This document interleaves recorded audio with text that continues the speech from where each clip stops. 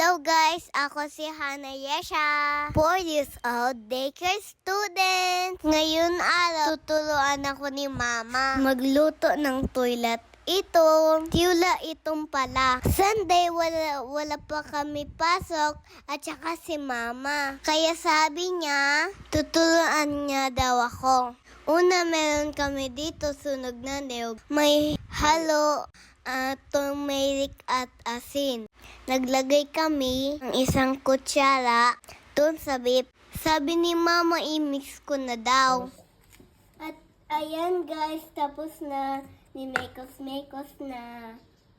Tapos nilagay ko na sa rep at least 1 hour. Kinabukasan.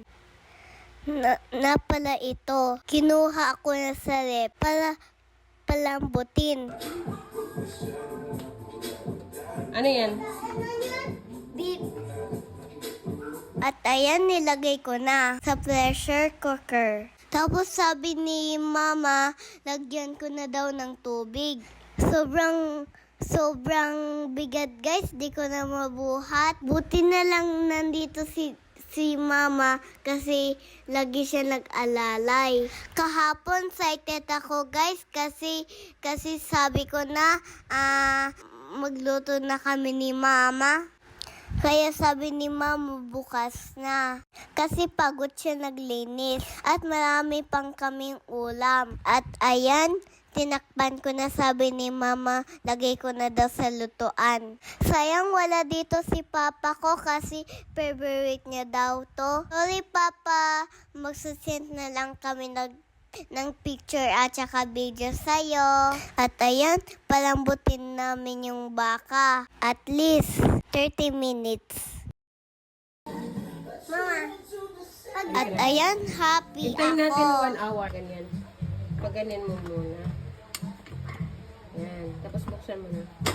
Oh, dahan-dahan. Okay na? Yan. Tapos. Next? Yeah. Next. Anong next? Yan. Sige, buksan mo. Ay, Yan. Tapos, maglagay tayo ng konting oil. Sandali. Bawang. tapos ako magganyan. Oo. Bawang, sibuyas, luya, saka tanglad, no? Pagkalambot, hinango na namin. Nag-isa kami ng sibuyas, bawang at saka luya. Tapos nilagay na namin yung beef. Naglagay din kami ng konting asin. Pati din beef cubes. Tapos mekos. Tapos nilagay na namin yung sabaw kanina. Tapos mekos ulit. Tapos tinakpan namin ulit. Nagluto, sige. Halika na. Halika na, tapos na. Mamaya na naman. Ano to?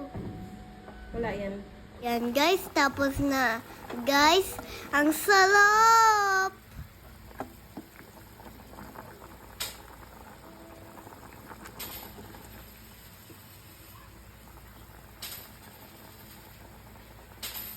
Excited na naman ito kumain si Mama guys.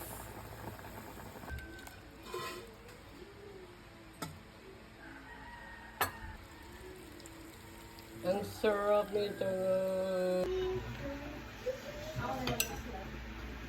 Ay, sarap.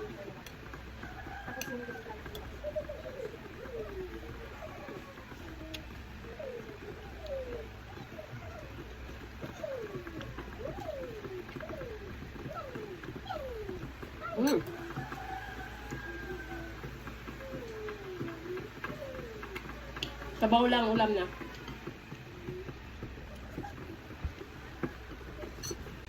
Ayan, si Mama kumakain. Hindi ako kumain guys kasi manghang po. Pati si ate nasarapan din. Thank you for watching. Please don't forget to like, comment, and share.